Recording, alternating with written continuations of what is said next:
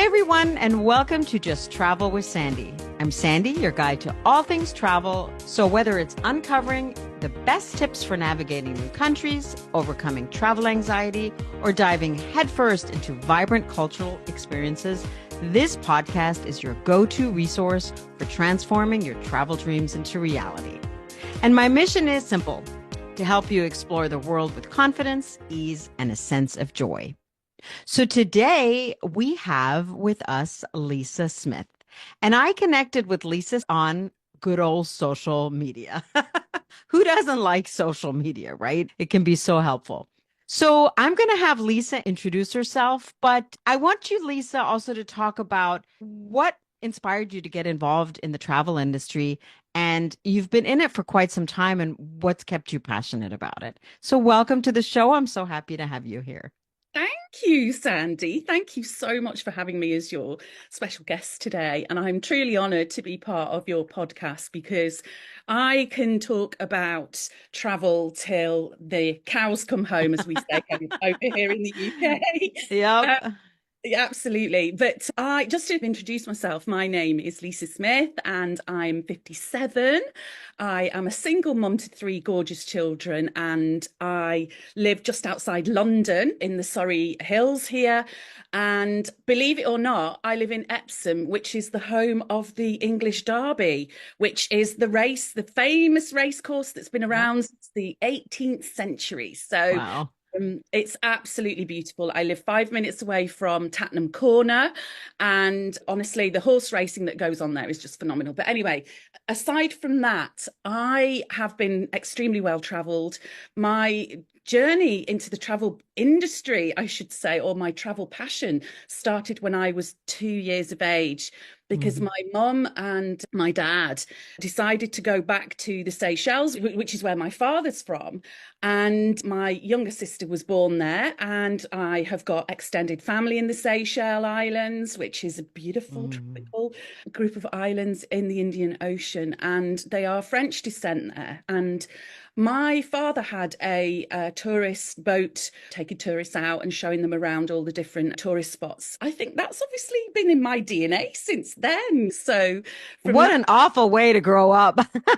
oh my gosh, the photos on the beaches with the Coco de Mares and the black parrots. And I used to go to Oh. Pralin as a child and La Digue and all of these incredible memories that I don't remember. That's the thing. I don't remember them. And the sad thing is that I've just not been back, you know? Oh, wow. We need to plan a trip Do we because the Seychelles is actually, it's been on my bucket list. Like I've been to Sri Lanka, I've been several other more off the beaten track places, but I've never been to the Seychelles and I'd love to go. Oh, I know, and that's the thing. My younger sister keeps saying to me, she's been back, on obviously, but she keeps saying to me, "We need to go back. We need to go back." So it is definitely on my bucket list because the Creole food and the culture and everything is so eclectic that absolutely I want to explore every single island that's there and just really capture those memories before I part this earth. There we Oh go. my gosh, you're young. We're similar age. I'm 58, so we've got a lot Oh, ahead of us. So, yeah.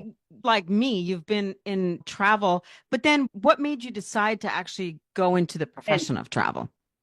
So I did a 10-year stint in the Middle East. I lived in Dubai as well. My husband at the time worked for a Samsung and we ended up relocating. And I think I got that massive bug there because I traveled all around the Middle East.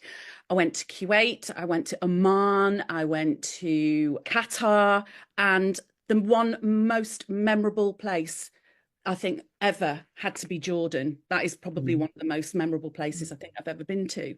And I think when we came back to the UK, it was almost like I've still got this kind of urge to get back into travel. Anyway, fast forward, my marriage broke down and I ended up setting up a cleaning company. I set up a cleaning company and worked that for a couple of years, very successfully. And then COVID hit. And then Mm. all of a sudden, somebody said to me, Lisa, you need to take a look at this opportunity that I've got where you can travel and it comes with an affiliate link. And I said, you know what? I'll take a look at it because my business had died overnight, literally. Mm. And I needed to fulfill a passion that basically took me back out into the big world. And also, I think I've always had that burning desire to tick a few more countries off of a bucket list and really to create memories with my kids more than anything. Yeah. So Yeah. it was a light bulb moment for me. It was the opportunity for me to jump straight in. And believe me, I did that and I have never, ever looked back. It's been the best decision of my life. Absolutely, 100%. So let me ask you this though. You jumped into travel during COVID. Isn't that an oxymoron? After COVID. It was just coming out of COVID. Okay. So, Okay. yeah. And it was when obviously everyone was still paying huge prices for testing to be able to get fit to fly certificates. And the prices for everything was absolutely extortionate. But you know what? I just did not want to be held back. Yes, okay, staycations go through the roof at that time. But actually, for me, it was about the whole excitement of getting on a plane, packing your bags, getting Hmm.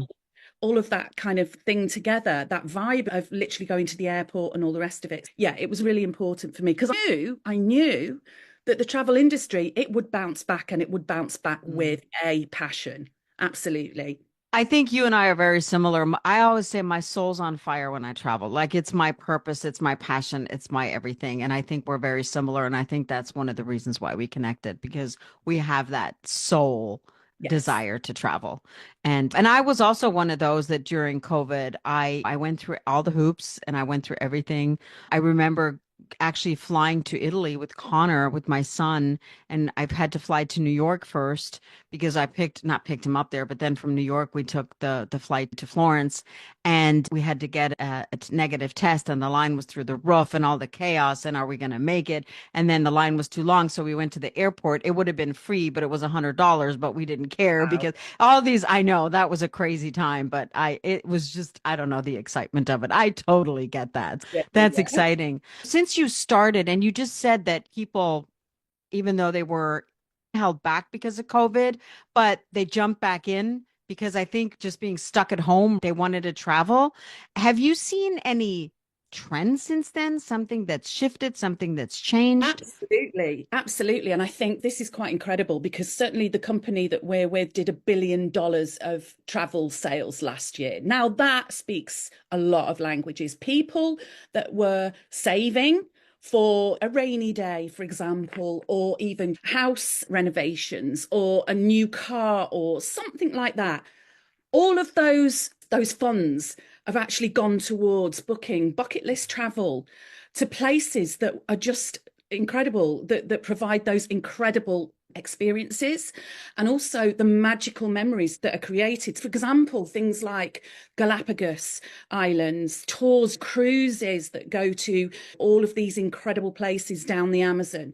Also, to edition cruises have absolutely gone through the roof purely and simply because, Oh, you know, wow. our generation now really has to make the most of this before global warming, it melts and it's gone, and we don't have that Mm. place to visit. And I'm a cruise specialist, and this is where I feed my passion because, again, I learn everything there is to know about the state of the art ships and their sustainability policies and things like that. And these are all trends that have really come into play since COVID. The fact that, yes, people are traveling a lot more, the fact that people are thinking, you know what, I need to make the most of my life because we never know when we're going to take our last breath. Now, I know that sounds pretty morbid, but we've got to think like that.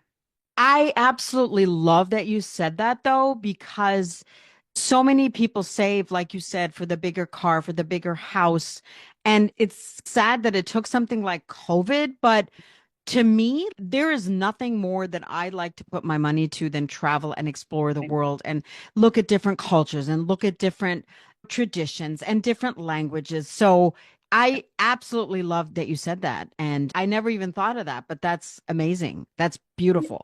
Absolutely. And I think what it was a reality check for so many people that Hmm. actually we just don't know how long we've got left on this earth. And that has become kind of part of my everyday living. You know what?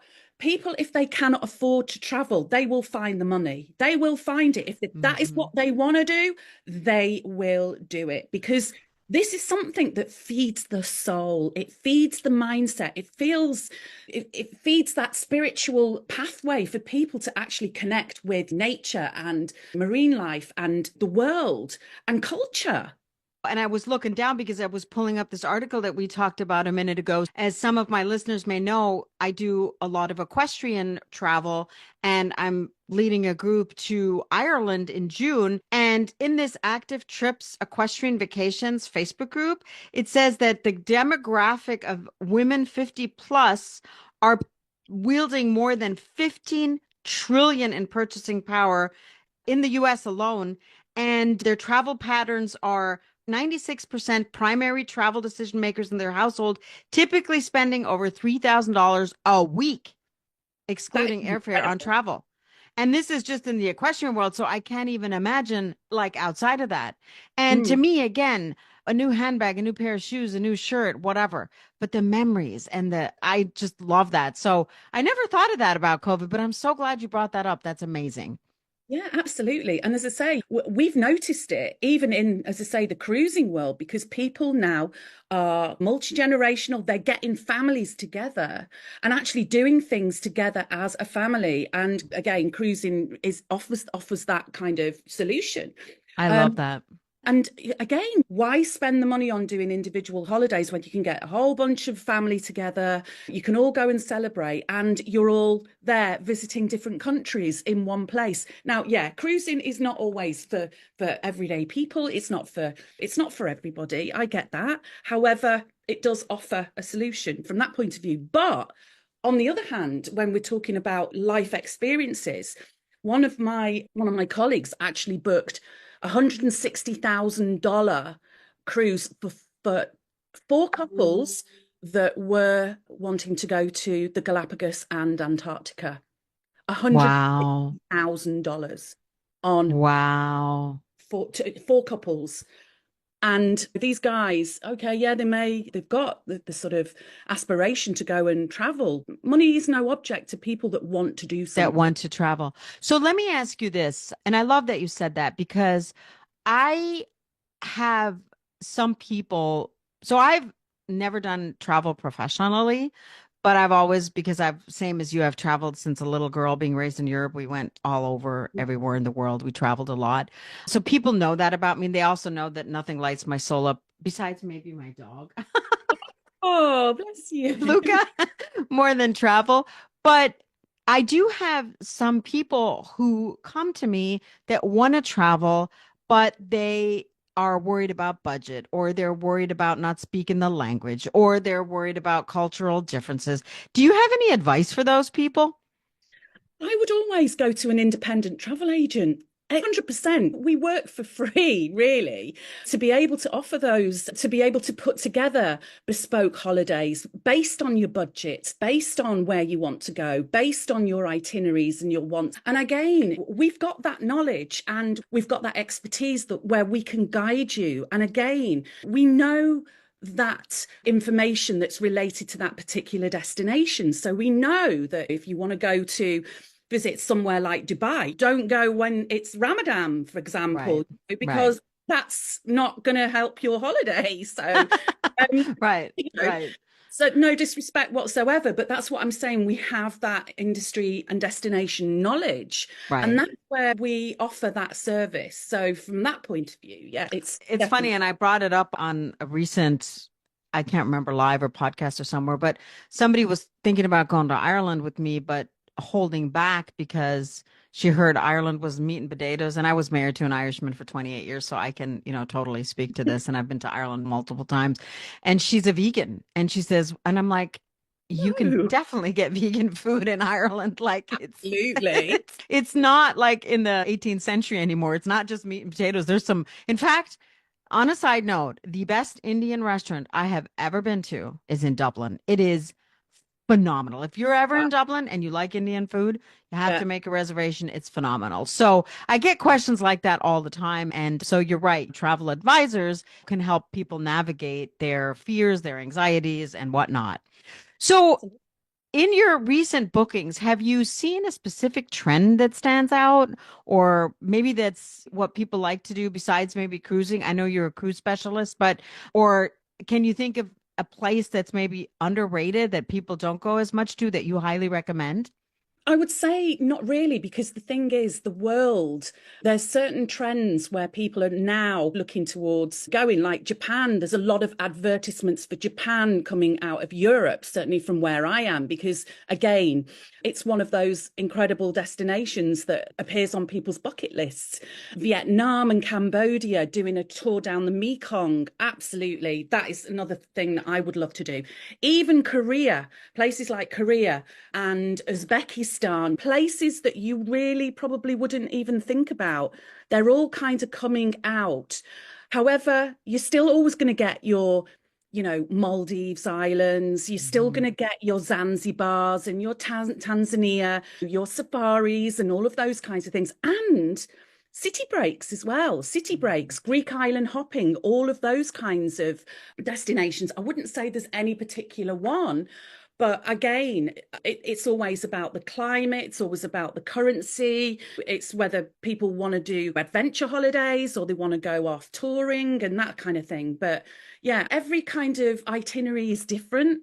If you want a flip and flop beach holiday where you just literally fly to your European destination, Spain tends to be very popular for us this time of year because the weather's so bad over here in the UK. You're almost guaranteed sunshine. It's not very warm, but you've still got a little bit of sunshine, and people can just relax and stay on a beach and do nothing. Right, So right. yeah, it's a bit of everything, really. It really is a bit of everything. River cruising, I would say, is fantastic as well, because again, you're going to these European destinations and you're actually going down these rivers that actually you can't fly to or see those places. So you'd have to get trains flying into an international airport and then catch trains and transfers, which you don't have to do if you're doing a river cruise. So, for example, they tend to be very popular in the springtime, come March, April time. Certainly Amsterdam and places like that, where the bulbs, the tulips come out. It's incredible. Makes me want to just jump on a plane right now. Just I go know. It's I like, know. where do we go? Just pull it on the map and whoop, I'm going there. It's amazing. I love it. I love it. In wrapping up, two questions. Yes. What do you think is the biggest misconception people have about travel or traveling? I think the biggest misconception is I would probably say that it's going to cost too much money. It's Hmm. too much money. It's too expensive. Okay. Right. What you've got to do is put everything into perspective. And when you actually sit down and do that exercise, you will then come to a great conclusion that actually, whatever the cost of a holiday, vacation, whatever it is you want to achieve, whatever it is you want to do, whatever it is you want to tick off your bucket list, will be worth it in the end. Mm. And I say that with passion because people spend on average 47 hours of scrolling time trying to read reviews on different locations and destinations and hotels and XYZ. And you lose the will to live, honestly. So honest, it really is. You lose the will to live, actually, because it's like, oh my goodness me, really do I have to do this? So again, trust the process, trust a professional, and speak to your independent travel agent and put your faith and your budget and your bespoke itinerary in their hands, and they will do the work for you. They don't charge you, they're happy to look after you, give you that one-to-one personal service, and they won't rip you off. There's no scamming involved, there's no nothing. And I think that Hmm. is, from my point of view, people are always worried about handing money over, doing transactions online. Be very careful by doing that. Trust a travel agent, one that's licensed and one that knows what they're doing. And that is my biggest piece of advice, Yeah. purely. Yeah, I love that. And thank you so much, Lisa. I absolutely love it. And I will link your information also in the show notes. So if anybody wants to reach out to Lisa, travel is life. We love travel, all Do. things travel. And whether you're a seasoned traveler looking for some fresh ideas or someone who is dreaming of their first big trip, but feeling held back by fear or uncertainty, hop on this podcast, listen to future episodes, because together we'll build the tools, mindset, and excitement to embrace the beauty of exploring new places and cultures. Thank you Oh, so much, Lisa, for being thank here. you. Just to wrap it up, Ireland 2025. I have 4 slots left for an unbelievable trip. There is some riding involved. However, I have some people signed up who are not equestrians. So riding is optional. It's only a small part of the trip.